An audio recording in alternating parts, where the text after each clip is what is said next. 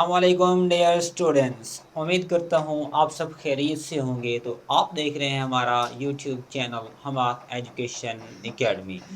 You know that I am your English teacher. तो दोस्तों, जैसा कि आपको पता है कि हमने पार्ट ऑफ स्पीच की सीरीज़ शुरू कर रखी है, जिसके अंदर हमने 5 टॉपिक को कवर कर लिया था। तो उसके बाद हमने आज कवर करना है छठा टॉपिक, जो कि पार्ट ऑफ स्पीच का है। और आज का हमारा टॉपिक है किसके ऊपर? कंजंक्शंस। ठीक है ना? तो इस लेक्चर के अंदर हमने देखना है कि कंजंक्शंस क्या होता है, इसका मतलब क्या होता है, फुल कॉन्सेप्ट के साथ हमने समझना है। तो जिसको ये कॉन्सेप्ट समझ नहीं आया, तो इस लेक्चर के अंदर आपके लिए बड़ा ही इम्पोर्टेंट लेक्चर होने जा रहा है। तो आज के लेक्चर में हमने देखना है कि कंजंक्शन क्या होता है, इसका मतलब क्या होता है, और इनके जो वर्ड्स होते हैं ना कंजंक्शंस वाले, उनको हमने कैसे इस्तेमाल करना है और क्यों करना है। तो हमारे साथ जुड़े रहिए आखिर तक। देखते हैं भाई कंजंक्शंस क्या होता है। सबसे पहले इसका मतलब देखते हैं। कंजंक्शंस का मतलब होता है ज्वाइन। ठीक है ना? ज्वाइन मतलब मिलाना, जोड़ना, रिश्ते जोड़ना। जैसा कि हर फिरके का अपना वो होता है। जैसे काजी निकाह पढ़ा के रिश्ते जोड़ देता है, पंडित वो भी इसी तरह का काम करता है, फादर वो अपनी तरह के काम करते हैं। मतलब उनका काम क्या होता है? रिश्ते जोड़ना होता है। तो यहाँ पर हमने मिसाली जोड़ना। तो कंजंक्शंस का क्या काम है भाई? किसको जोड़ना? कंजंक्शंस का काम होता है वर्ड्स को, फ्रेजेस, क्लॉजेस और सेंटेंसेस को आपस में जोड़ना होता है। ठीक है ना? जिस तरह पहले आपको एग्जांपल दी काजी की, वो सिर्फ रिश्ते जोड़ता है। और कंजंक्शन वर्ड्स को, सेंटेंसेस को और फ्रेजेस जो क्लॉजेस होते हैं ना, उनको आपस में क्या करते हैं? जोड़ देते हैं, ताकि जो कहने वाला होता है अपनी बात को अच्छी तरह समझा सके। अगर कंजंक्शंस ना होते तो कहने वाले की बात रह जाती, उसमें कोई भी मीनिंग निकल कर नहीं आता। ठीक है? तो हम इसको समझते हैं एग्जाम्पल से। जैसा कि मैंने आपको कहा, आप भाई पेन से लिखो। ठीक है ना? आप पेन से लिखो। You wrote as I said, आपने लिखा जैसा मैंने कहा। ठीक है ना? इसी तरह इंट्रोडक्शन के अंदर जैसे मैं आपको कहता हूँ एज यू नो, जैसा कि आप जानते हो, आई एम योर टीचर, मैं आपका टीचर हूँ। आइए एग्जाम्पल से मजीद इसको समझते हैं भाई। जैसा क्या है भाई, Tom and Jerry are best friends. अगर यहाँ पर ये एंड ना होता, ठीक है ना, एंड ना होता भाई, हमने देखा अगर यहाँ पर एंड ना होता तो क्या होता। फिक्रे को पढ़ते हैं। Tom Jerry are best friend. ठीक है ना? तो यहाँ पर सिर्फ एक ही सब्जेक्ट बन रहा है, टॉम और जेरी। अगर किसी को नहीं पता वो समझेगा भाई ये तो एक ही नाम है। ठीक है ना? टॉम जेरी का। और उसके साथ फिर हमने आर ही लगा दिया। ये टेंसेस के रूल अगर आपने नहीं पढ़े तो वो भी वीडियो मौजूद है, ठीक है, लेक्चर मौजूद है, आपने वहाँ से पढ़ लेना है। तो यहाँ पर हमें कुछ मिसिंग लग रहा था। ठीक है ना? तो वो क्या मिसिंग था? अगर हम यहाँ पर अब एंड लगा दें तो अब बात कोई समझ आ रही है। ठीक है ना? टॉम एंड जेरी, मतलब यहाँ से निकला कि टॉम एक अलग वर्ड्स है, जेरी एक अलग वर्ड्स है। तो फिर यहाँ पर मतलब ये क्या हो गया? जमा हो गया। जमा के साथ हमेशा आर लगता है। तो ये Tom and Jerry are best friends. तब हमें बात समझ में आई, किस वजह से? इस एंड के लगने से। यही तो कॉन्सेप्ट है कंजंक्शंस का, जो आपको स्टार्ट में बताया कि कहने वाला अपनी बात फिर समझा सकता है, अगर शर्त है कंजंक्शन उस सेंटेंस के अंदर होंगे तो। ठीक है ना? अब ये टॉम और जेरी क्या है? आपस में अच्छे दोस्त है। इसी तरह एक और एग्जांपल लेते हैं। आई लाइक हिम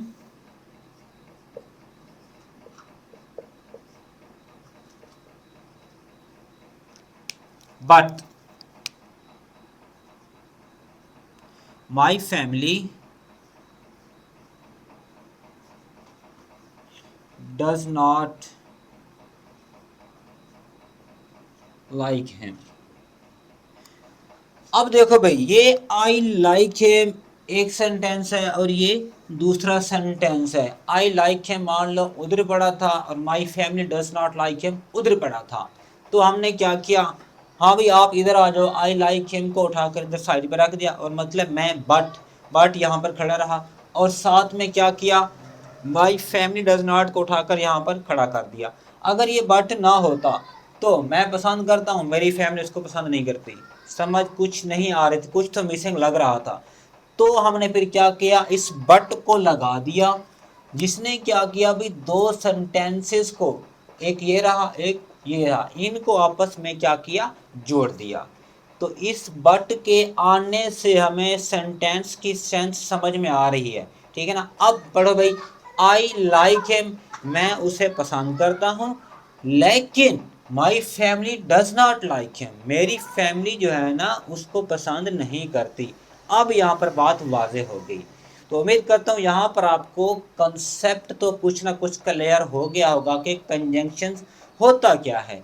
अब यहाँ पर मेरा एक सवाल है आपसे, आपने उसका जवाब लाजमी देना है। एक सेंटेंस है मेरा,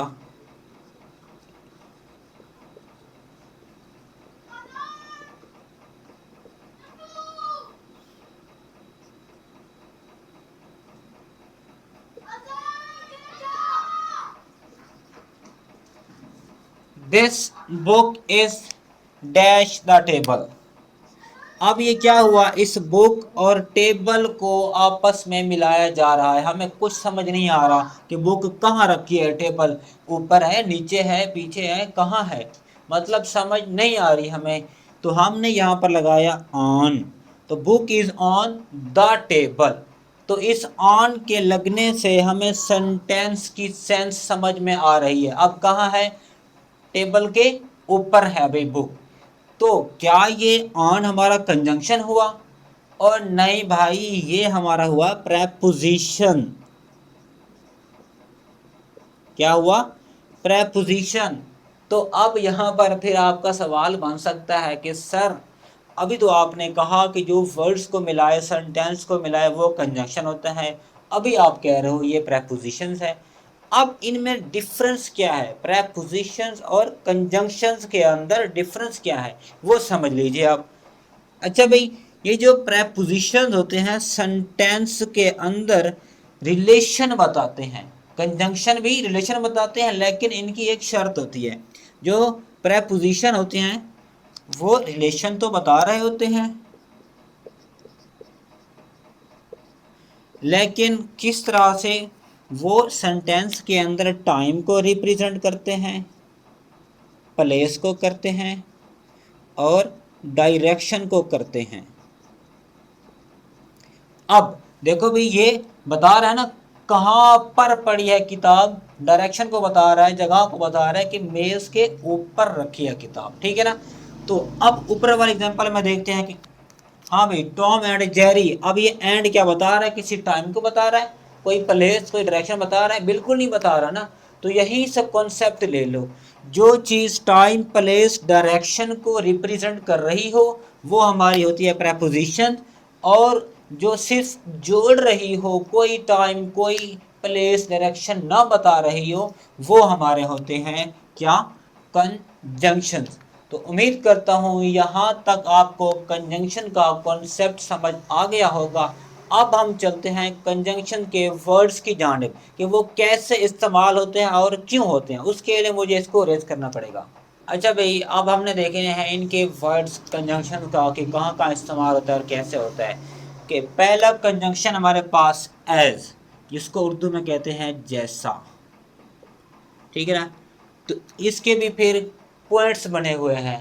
पहला पॉइंट है इसका इन द वे इन विच, कि मतलब कि कोई भी काम जिस तरीके से हो रहा हो हमने उसको बताना है, उसके लिए हमने एज का इस्तेमाल करना होता है, कि तरीके बताना, तरीका। जैसे कि मैंने आपसे कहा कि आप पेन से लिखो, you wrote as I said, तो आपने वैसा ही लिखा जैसा मैंने कहा, मतलब जैसा यहाँ पर आ गया है। अच्छा मेनली बात ये होती है यहाँ पर कि ये जो स्पोकन वाले बच्चे होते हैं ना, स्पोकन इंग्लिश कर रहे होते हैं, तो उनका अगर कोई टॉपिक दिया जाए कि आप इसके ऊपर इंग्लिश में जो है ना बात करें, तो वो बेचारे कंफ्यूज हो जाते हैं।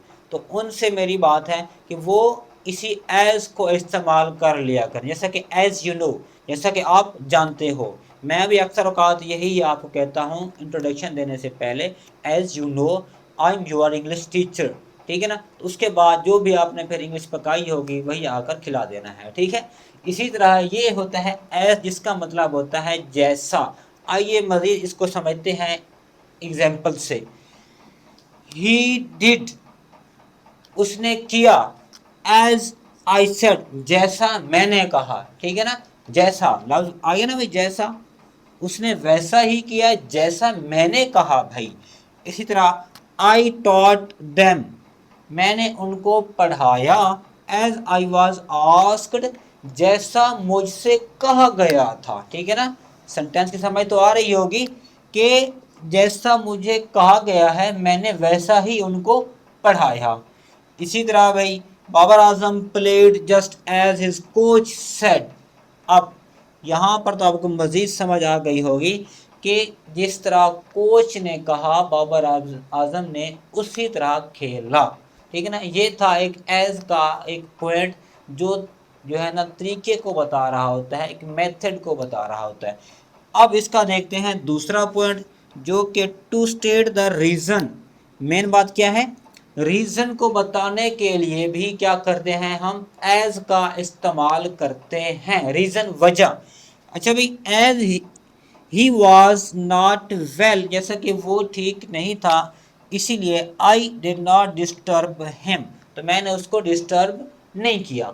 तो यहाँ पर भी ये क्या हुआ, as as he is new here, जैसा कि वो यहाँ पर नया है। ही नीड यू, तो तुम्हें उसकी ज़रूरत है, सॉरी उसे तुम्हारी ज़रूरत है। तो यहाँ पर भी एक रीज़न बताई जा रही है। तो क्या सिर्फ रीज़न को बताने के लिए सिर्फ एज का इस्तेमाल किया जाता है, कोई और वर्ड्स नहीं होता? होता है ना सर। क्या होता है भाई, वो होता है बिकॉज। अब इनमें फिर डिफरेंस क्या है भाई, ये भी रीज़न बताने के लिए होता है, बिकॉज भी रीज़न बताने के लिए होता है। देखते हैं भाई,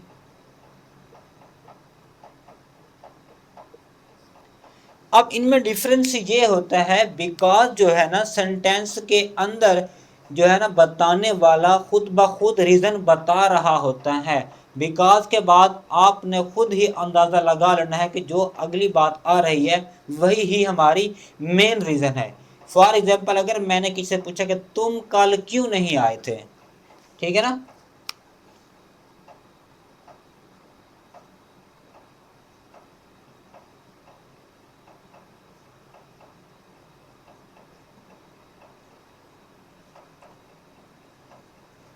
why did you not come yesterday, तुम कल क्यों नहीं आए थे। अब इसका जवाब क्या था, आई वॉज absent yesterday, ठीक है ना। आई वॉज एबसेंट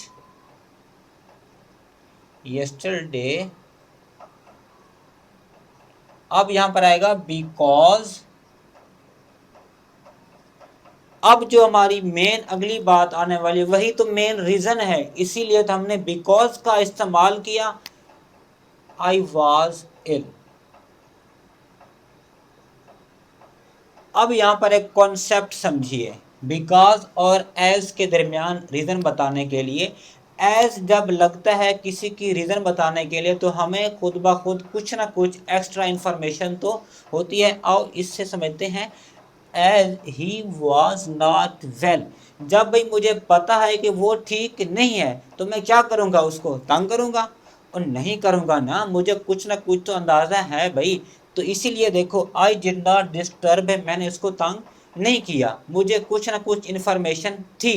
लेकिन बिकॉज जब लग जाए तो बंदा बताने वाला खुद अपनी मेन रीज़न को बता रहा होता है, हमें उसके बारे में कोई जांच पड़ताल नहीं होती, कोई इन्फॉर्मेशन नहीं होती।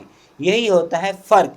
अच्छा ये देखो, as he is new here, अगर आप भी कहीं पर किसी जगह नए गए हुए हैं, वहाँ पर आपको पता नहीं है, तो क्या वहाँ पर आपको किसी न किसी की ज़रूरत तो पड़नी है, बिल्कुल पड़नी है ना। तो ये देखो वही लिखा है, ही विल नीड यू, कि उसे तुम्हारी ज़रूरत है भाई, इंफॉर्मेशन थी। अब यहाँ पर मैंने कहा कि why did not you come yesterday, कि तुम कल क्यों नहीं आए थे। तो उसने कहा आई वॉज absent yesterday, कि मैं कल absent तो था लेकिन मुझे नहीं पता, इंफॉर्मेशन नहीं है कि पता नहीं अगला बंदा क्यों absent था, ठीक है ना।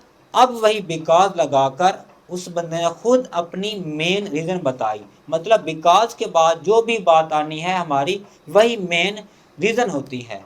तो उम्मीद करता हूँ यहाँ तक आपको एज के 2 पॉइंट समझ आ गए होंगे। अब देखते हैं इसके मज़ीद पॉइंट्स की तरफ।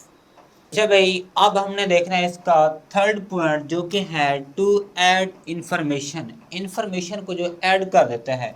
अब जैसा कि एज यू नो, जैसा कि मैं जानता हूँ, अब क्या जानते हो भाई, तो उसने अब ऐड किया इंफॉर्मेशन को, आई एम यूर टीचर, मैं आपका टीचर हूँ।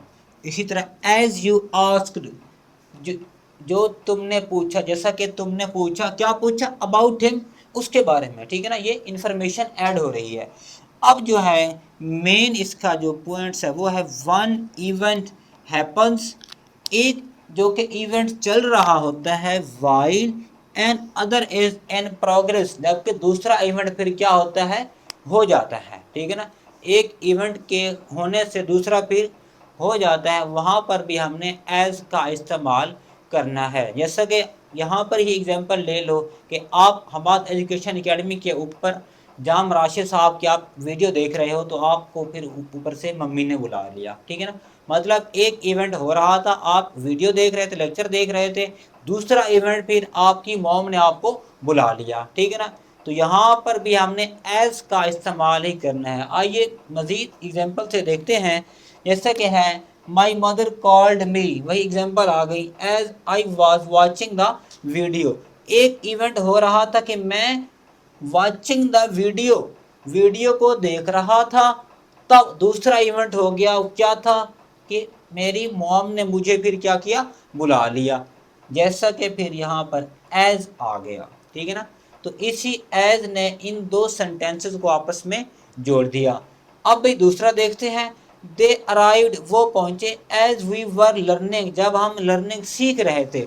अब एक इवेंट चल रहा था हमारे सीखने का, ठीक है ना, हम सीख रहे थे, फिर उसी टाइम पर वो क्या हुए, पहुंच गए, दूसरा इवेंट भी वहां पर हो गया। एक इवेंट ये चल रहा था, दूसरा फिर यहाँ पर हो गया। उम्मीद कर तो समझ आ रही होगी आपको, ठीक है ना। इसी तरह एज आई वॉज स्लीपिंग, अब एक इवेंट चल रहा था स्लीपिंग का, सोने का चल रहा था इवेंट, फिर दूसरा क्या हुआ, द फोन रैंग, फोन की घंटी बाज उठी। अक्सर औकात हमारे साथ भी यही होता रहता है, ठीक है ना। अब ये एक इवेंट हो रहा था, उसके बाद दूसरा फिर ये फ़ोन के बजने से हो गया।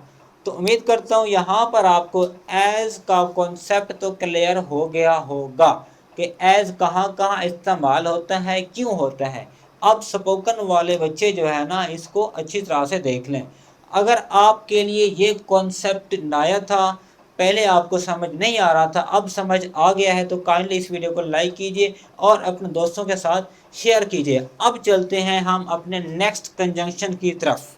तो भाई अब हमने देखना है अगला कंजंक्शंस, जो कि हमारा है एज वेल एज, जिसका उर्दू में मतलब होता है क्या, साथ साथ, बिसाइड्स भी आप इसको कह सकते हो इन इंग्लिश के अंदर। तो जैसा कि मैंने कहा कि मैथ वाले सर की मुझे ट्रिक्स पसंद हैं, ट्रिक्स, लेकिन साथ साथ उसकी मुस्कुराहट भी मुझे अच्छी लगती है, ठीक है ना। तो ये क्या है, हमने इसके साथ एज वेल एज लगाया। आइए चलते हैं एग्जाम्पल की तरफ। जैसे कि मैंने कहा आई लाइक हिज ट्रिक्स, मुझे उसकी ट्रिक्स तो पसंद है, as well as his smile, और साथ साथ उसकी मुस्कुराहट भी पसंद है। यहाँ पर एक कॉन्सेप्ट है भाई, यहाँ पर जो बच्चे फिर भूल जाते हैं ना कि एरर करेक्शन, सेंटेंस करेक्शन के अंदर अक्सर औकात एग्जाम के अंदर पूछा जाता है, अगर यहाँ पर मैं एंड लगा दूँ तो भी तो सही होगा ना। आई लाइक हिज ट्रिक्स, मैं उसकी ट्रिक्स को पसंद करता हूँ और उसकी मुस्कुराहट को भी पसंद करता हूँ। अब इनमें डिफरेंस क्या है भाई, एंड और एज वेल एज के अंदर। एंड जो होता है इक्वलिटी को शो करता है, बराबरी को शो करता है, लेकिन यहाँ पर दो चीज़ें हैं जो इक्वल नहीं हैं, तो इसीलिए हमने एज वेल एज लगाया। और भाई एज वेल एज क्यों लगाया, उसका क्या कॉन्सेप्ट है। एज वेल एज जो होता है ना, दो चीज़ों में से एक के ऊपर एम्फासाइज करता है, ज़्यादा जोर देता है, इसीलिए हमने एज वेल एज को चूज़ किया। कैसे भाई, देखो जैसे कि मैंने कहा मुझे ट्रिक्स तो क्या करना है, और भाई डिफरेंस क्या है एंड में और एज वेल एज में, सॉरी इसमें क्या डिफरेंस है भाई, एंड शो करता है इक्वालिटी को, और जो एज वेल एज है ना, एक चीज के होने से जो दूसरी चीज हो रही होती है उसके ऊपर एम्फोसाइज करता है, मतलब वो उसके ऊपर जोर देता है। जैसे मैंने कहा आई लाइक हिज ट्रिक्स, कि मुझे उसकी ट्रिक्स तो पसंद हैं ही हैं, लेकिन एज वेल एज साथ साथ हिज स्माइल, उसकी मुस्कुराहट भी अच्छी लगती है। तो मतलब क्या हुआ, उसकी स्माइल्स के ऊपर मैंने एम्फसाइज किया, उसके ऊपर जोर दिया, इसीलिए मुझे एज वेल एज लगाना पड़ा। इसी तरह नेक्स्ट एग्जांपल देखते हैं कि the coach as well as team is ready. अब देखो अगर यहाँ पर एंड होता द कोच और टीम रेडी है भाई, ठीक है ना, तो समझ नहीं आ रही थी, तो इसीलिए हमने एज वेल एज को लगाया। क्यों? क्योंकि कोच के साथ साथ हमारी टीम भी रेडी थी, मतलब टीम के ऊपर हमने क्या किया, एम्फसाइज किया, उसके ऊपर जोर दिया। समझ आ रही है ना। इसी तरह नेक्स्ट एग्जांपल है हमारे पास the moon as well as the stars gives us light at night, कि रात को चांद तो रोशनी देता ही देता है, लेकिन स्टार्स भी हमें क्या करते हैं, लाइट प्रोवाइड करते हैं, रोशनी देते हैं, ठीक है ना। उम्मीद करता हूँ यहाँ तक समझ तो आ गई होगी, लेकिन एक और छोटा सा कॉन्सेप्ट है जो कि एग्जामिनर आपसे सेंटेंस एरर करेक्शन जो होते हैं ना उसके मुताबिक पूछता है। वो क्या होता है, इस तरह के सेंटेंसेस के अंदर आपने इसी सब्जेक्ट के मुताबिक वर्ब को लगाना होता है। अगर ये है सिंगल तो इसी के मुताबिक आपने यहाँ पर वर्ब लगानी है, अगर ये है एक से ज़्यादा तो उसके मुताबिक वर्ब लगानी है।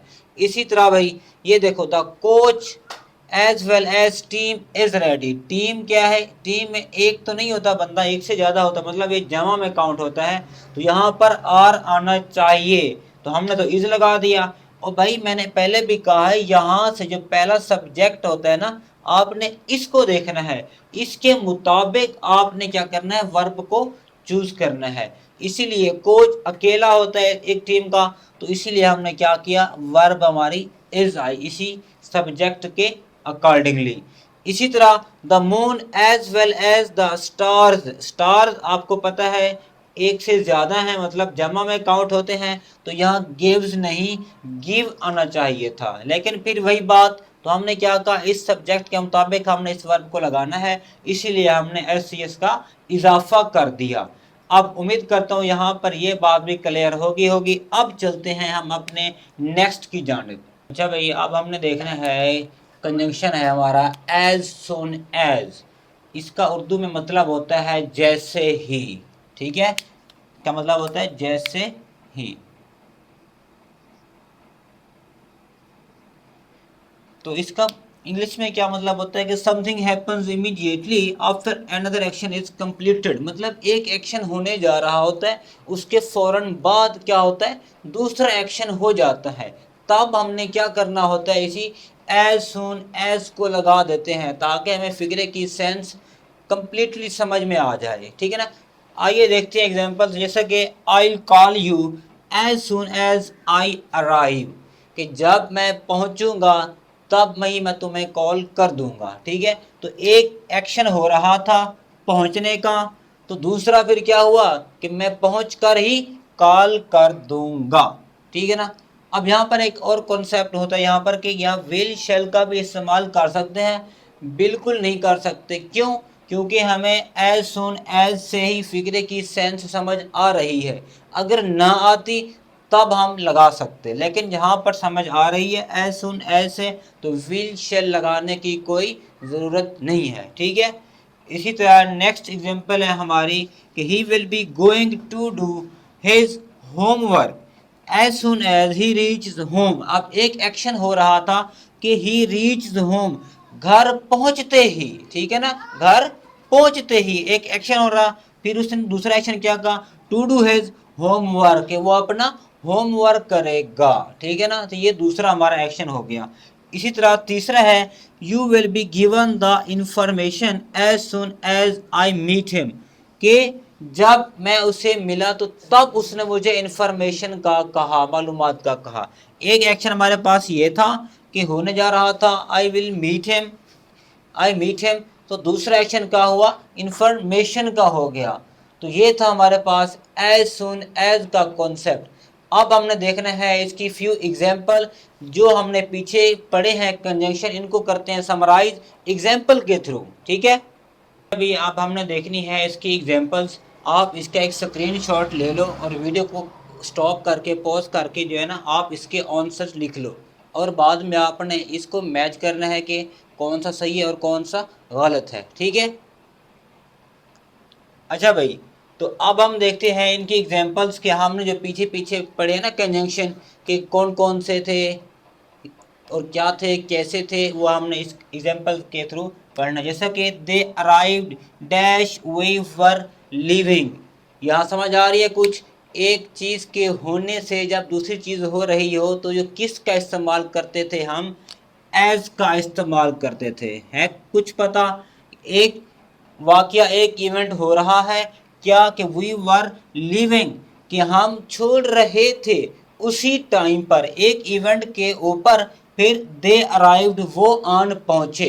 तो ये क्या था, एक एज का तरीका हमने पढ़ा था कि एक इवेंट के होने पर दूसरा हो जाए वहां पर हम एज का इस्तेमाल करते हैं। इसी तरह भी दूसरा है, लो जी भाई स्टार्ट में ही खाली जगह आ गई कि the bus arrived, the passenger rush to board it. The bus arrived, जैसे ही बस पहुंची, जैसे ही अभी हमने पढ़ा है पीछे, वो क्या था, एज सुन एज, ऐसे पढ़ा ना इस्तेमाल एज सुन एज का, कि जैसे ही बस पहुंची तो क्या हुआ, मुसाफिर बस की तरफ दौड़े। ये तो नहीं है कि बस आई और हम खड़े रहे वहां पर, यूं नहीं होता। ठीक है, जैसे ही बस आई तो हम बस की तरफ दौड़े, रश किया। इसी तरह भी तीसरा है dash I am busy I can not come with you. अब यहाँ पर क्या आएगा, यहाँ पर भी एक एज आता है। कैसे भाई, अभी बताते हैं आपको कि एज हमने एक पढ़ा था कि एक इवेंट के होने पर दूसरा इवेंट हो जाए तब भी एज लगाते हैं।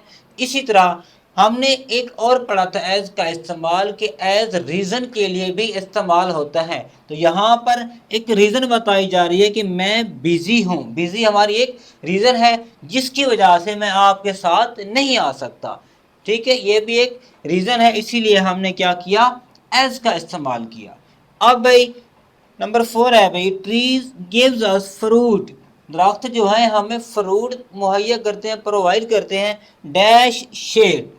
अब यहाँ पर क्या आएगा, आसान सा कॉन्सेप्ट था यार कि एज वेल एज, अभी पढ़ाया है आपको, एज वेल एज कि फ्रूट के साथ साथ। अभी एज वेल एज का कॉन्सेप्ट दिया कि जिस चीज के ऊपर हमने एम्फसाइज करना होता है, जोर देना होता है, वहां पर हम एज वेल एज का इस्तेमाल करते हैं। इसीलिए हमने यहाँ पर एज वेल एज का इस्तेमाल किया। क्यों, क्योंकि वो फ्रूट के साथ साथ हमें शेड मतलब साया भी प्रोवाइड करते हैं। तो ये थे हमारे एग्जाम्पल्स। अब चलते हैं हम अपने नेक्स्ट की जानिब। दोस्तों ये जो अभी हमने पढ़ना है कंजंक्शन जो है हमारे पास, एज फॉर एज, जिसका मतलब होता है जहां तक के। ठीक है, जहां तक के, ये जो है ना आपके लिए बहुत ही इम्पोर्टेंट साबित होने जा रहा है। क्यों, क्योंकि जो बच्चे इंग्लिश स्पीकिंग वाले होते हैं ना, अगर उनको कोई ना कोई मुश्किल पेश आ रही होती है, उनको कोई टॉपिक दिया जाता है कि आपने इसी के ऊपर इंग्लिश में बात करनी होती है, तो उनको शुरुआत वाली कोई टॉपिक नहीं मिल रही होती, वो बेचारे कंफ्यूज्ड रहते हैं कि स्टार्ट ही हम कहाँ से करें। ठीक है ना, तो ये जो कंजंक्शन है ये आपका डर दूर करने जा रहा है, आपके अंदर कॉन्फिडेंस को बूस्टअप करेगा। कैसे, आप किसी भी टॉपिक के ऊपर अगर आपने बात करनी है कि हमने किस तरह स्टार्ट करना है, तो ये आप एज फॉर एज से स्टार्ट कर सकते हो। जैसे कि एक सेंटेंस है, एक पैराग्राफ है, as far as I am concern I am a teacher who teach English, the main motive of this channel. ठीक है ना, इस तरह का कि on Hammad education academy, free education to all over the world, to all over the students. ठीक है ना, इसी तरह मुझे ये तो पता था कि अगली जो बातें हैं वो मैंने इंग्लिश में बात करनी है वो कर लूँगा, लेकिन मुझे ये नहीं पता था कि मैंने स्टार्ट कैसे करना है, कहाँ से स्टार्ट करूँ। यही कंजंक्शन है जो आपका डर दूर करेगा। तो आज के बाद कभी भी इंग्लिश के ऊपर कोई टॉपिक हो, बात करनी हो, तो एज फार एज कोई इस्तेमाल कर लिया करो, आपका डर दूर हो जाएगा। आइए हम देखते हैं इनको एग्जाम्पल के साथ, जैसे कि हैं as far as my little knowledge is concern, कि जहाँ तक मेरी लिटल नॉलेज की बात है। आगे फिर जो भी इंग्लिश हो आप लोग वहाँ से बात कर सकते हो। इसी तरह भी है as far as I can see, कि जहाँ तक मैं उसे देख सकता था। ही इज नॉट देयर, वो वहाँ नहीं था, मतलब जहां तक मेरी नजर जा रही थी, मैं देख सकता था, वो वहां नहीं था। क्या हुआ? As far as. उसके बाद आप जो भी इंग्लिश बोलना चाहें बोल सकते हैं। इसी तरह as far as I know he is never come on time, जहां तक मैं उसे जानता हूँ, ठीक है ना, जहां तक मैं उसे जानता हूँ वो कभी भी टाइम पर नहीं आया। तो ये था हमारा एज फार एज का कॉन्सेप्ट। अब हम चलते हैं अपने न्यू टॉपिक की जानिब। भाई अब हमने देखना है कि आल दो और दो का कॉन्सेप्ट क्या पढ़ना है इसको। दो जो गिनती वाला होता है ना, एक दो, ये दो और आल दो का कॉन्सेप्ट देखना है कि क्या होता है। कि to express a real fact, के सेंटेंस के अंदर कोई फैक्ट बयान करना हो, या कॉन्ट्रास्टिंग सिचुएशन, दो चीज़ों का आपस में मुवाजना करना हो, तब हमने क्या करना है, दो और आल दो का इस्तेमाल करना है, ठीक है ना। तो जैसे कि एग्जांपल हमारे पास, दो it was rainy I put on my shoes and went for a walk. एक सेकंड के लिए आप समझ लो कि दो यहाँ पर नहीं है, तो इट वाज रेनी कि बारिश ही हो रही थी, I put on my shoes मैंने अपने शूज लिए और वॉक के लिए रवाना हो गया, ठीक है ना।